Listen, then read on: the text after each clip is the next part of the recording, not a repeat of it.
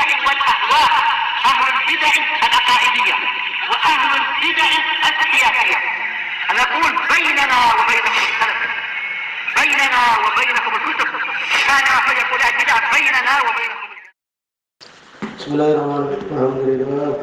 Wassalatu wassalamu ala Rasulillah wa alihi wa sahbihi wa ba'd. Kita meneruskan bacaan kitab Bulughul Maram yang ditulis oleh Al-Hafidz Ibnu Hajar Al-Asqalani rahimahullah taala. Masih di bab al-sayd wa tabaih. Bab tentang binatang buruan dan tabaih, sembilan.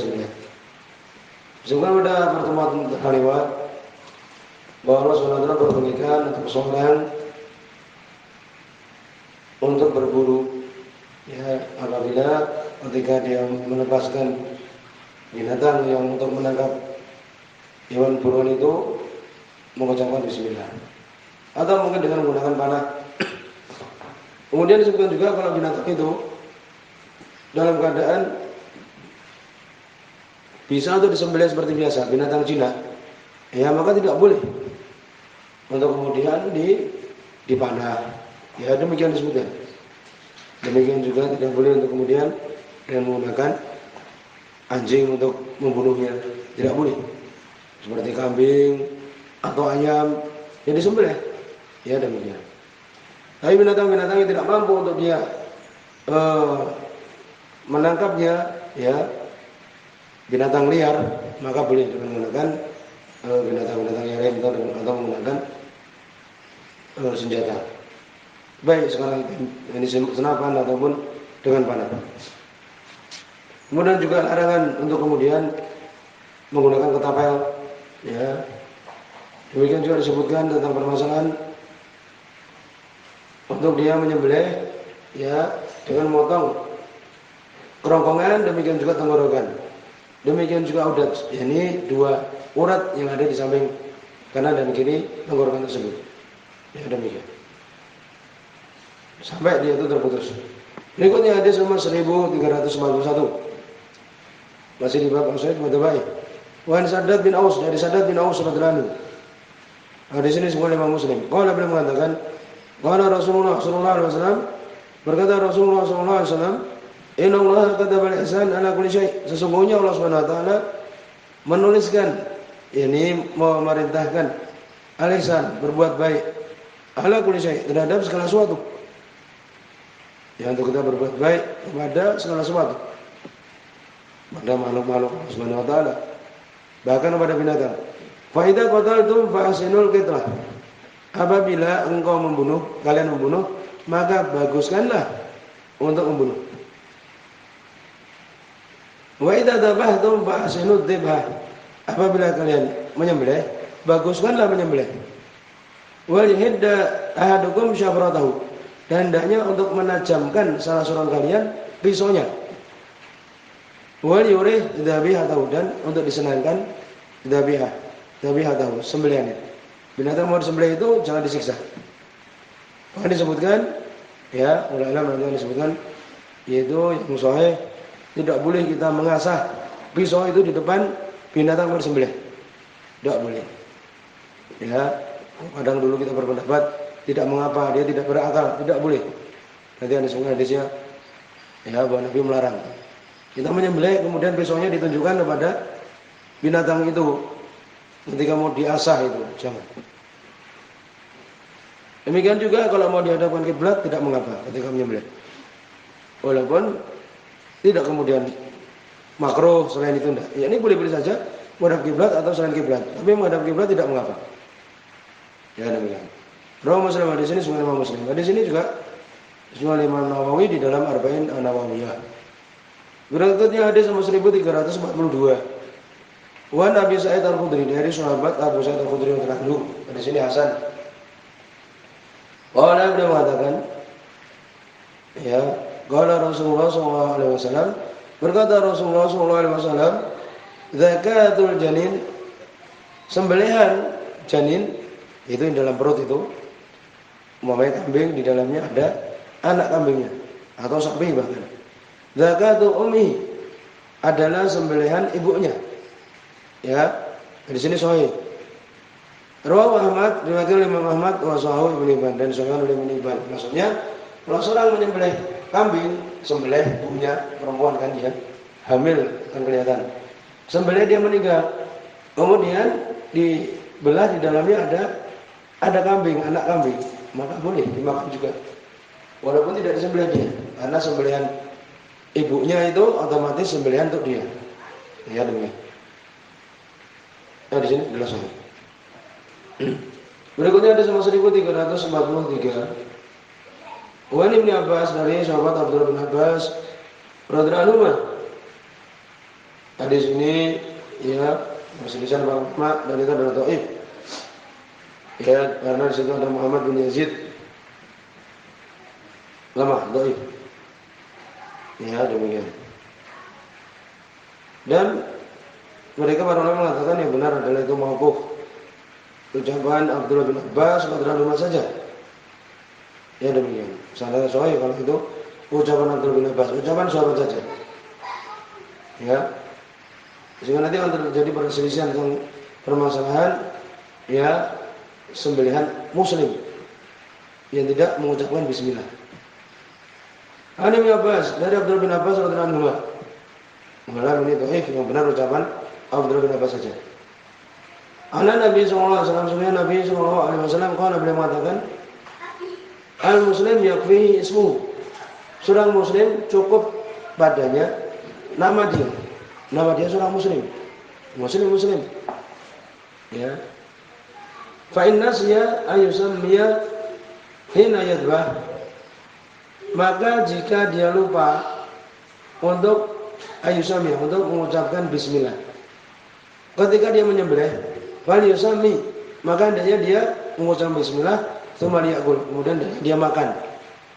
Ini kalau seorang menyembelih lupa mengucapkan bismillah, menurut Abdullah bin Abbas radhiyallahu anhu, kalau dia muslim tidak apa-apa, boleh dimakan.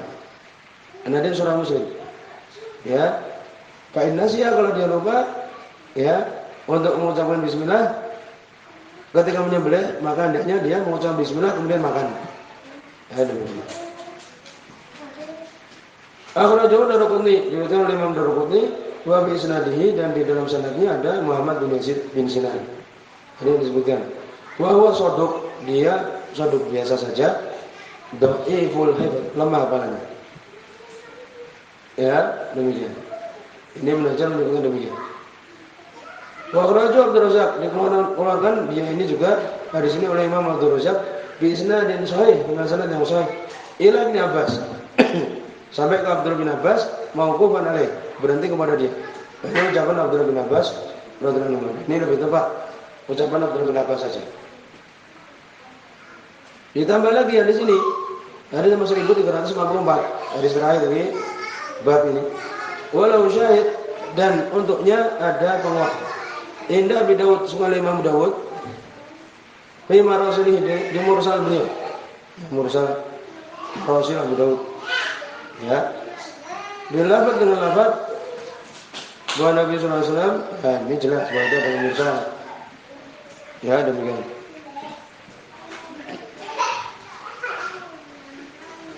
Jadi asal itu as-Sadusi, dia mengatakan berkata Rasulullah, mursal. Tabi'in mengatakan dari Rasulullah, berarti mursal. Ya. Tapi Ibnu Hajar mengatakan ya nanti dijadi mausufun. Rijalnya terpercaya. Hadis ini dhaif. Hadis ini dhaif karena apa? Mursal, terputus. As-Sadusi tidak mendengar dari Rasulullah SAW.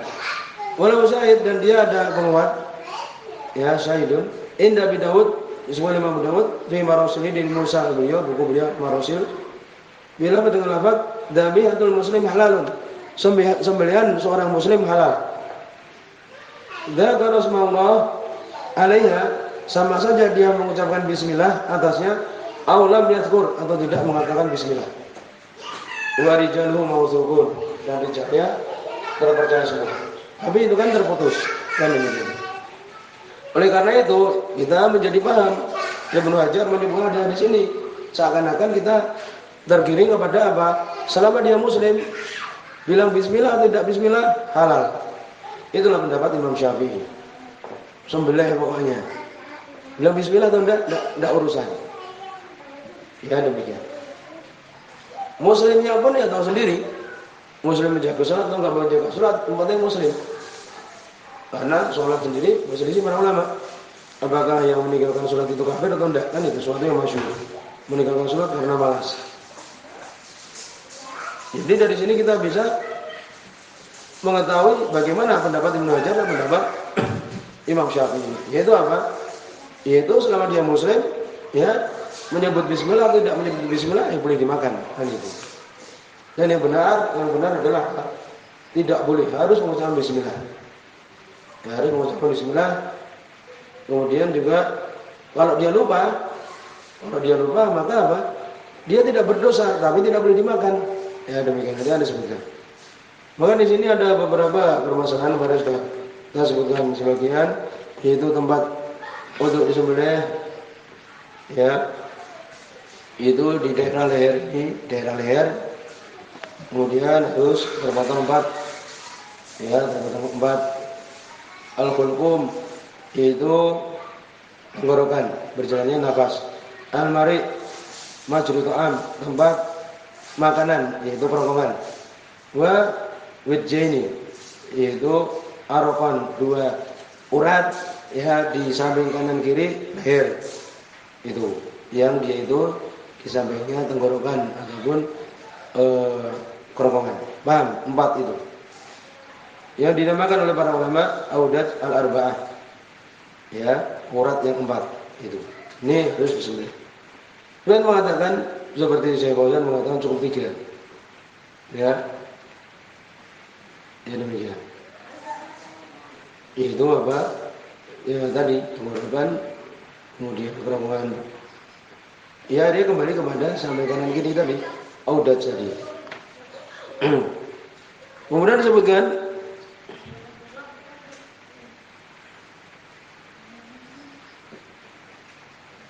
apabila tamada, yakni dia memotongnya sampai apa? Sampai ke nakho, yakni sampai ini memutus dia sampai dekat dada pemain. Maka boleh. Ya, boleh tapi makruh. Yang penting adalah terpotong tadi yang 4 tadi. Kemudian bagaimana kalau menyembelih dari kofa, dari tengkuk belakang ini malam? Pokoknya kalau dia sampai kepada urat yang 4 ini atau diputus sekalian maka boleh. Walaupun itu makruh kan demikian. Demikian juga seorang kalau dia pakai pedang menangkap ayam yang sulit umpamanya, langsung ditebas lehernya, putus. Boleh juga. Ya, boleh. Ya demikian. Walau daraba unuqaha bisayf fa athara ra'saha. Kalau dipukul lehernya dengan pedang, terbang kepalanya, halal bidzalik, halal. Ya, tapi kan makruh. Halal, ya, tak boleh. Kemudian juga bagaimana kata adwi minasyah? Dipotong-potong kaki atau mungkin paha dari kambing itu qabla antabrut, sebelum dia dingin. Ba'da setelah sembelih. Setelah disembelih itu kan harus didiamkan dulu kan. Sampai dia itu kaku kan, itu diam. Itu dia buru-buru dipotong-potong, boleh, ya.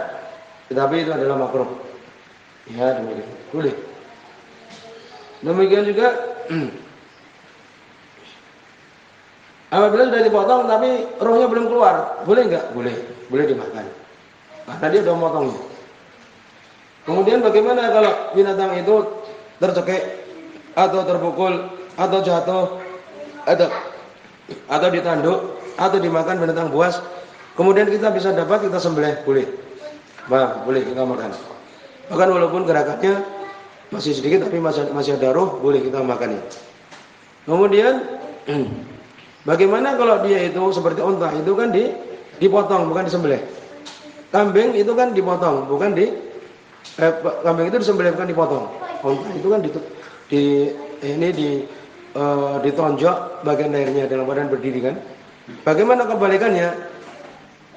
Kambing dipotong, sedangkan unta dia disembelih, boleh, tidak boleh, tapi makruh. Bagaimana kalau dia itu kulitnya dilepas sebelum dia mati dalam keadaan tenang?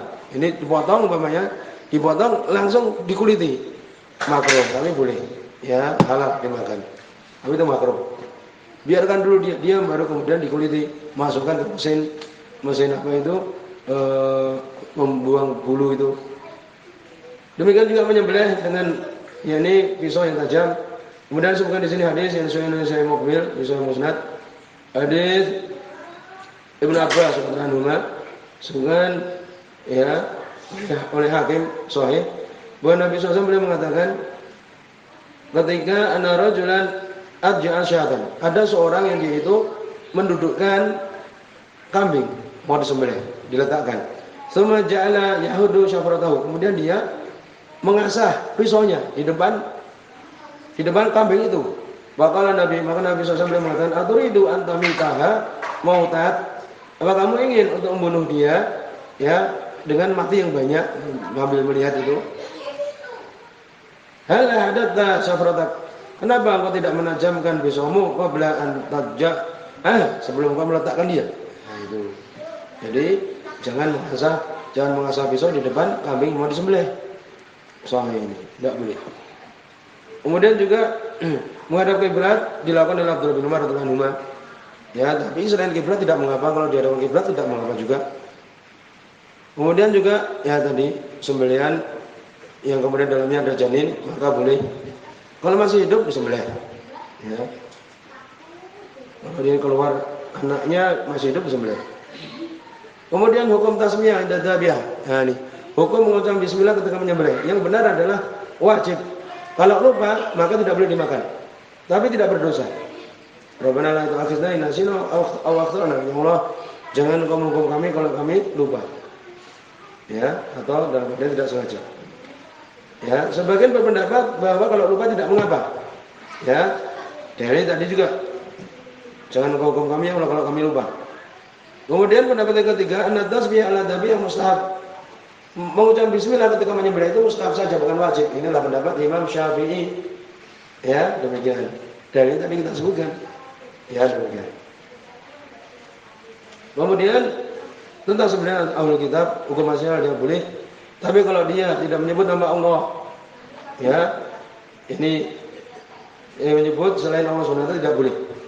Kalau dia menyebut nama Allah, maka boleh.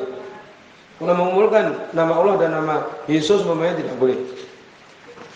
Demikian juga ahlul kitab, ini dia dalam keadaan beragama Kristen atau Yahudi, walaupun murtad juga dikatakan ahlul kitab. Ulama di sini. Subhanallah.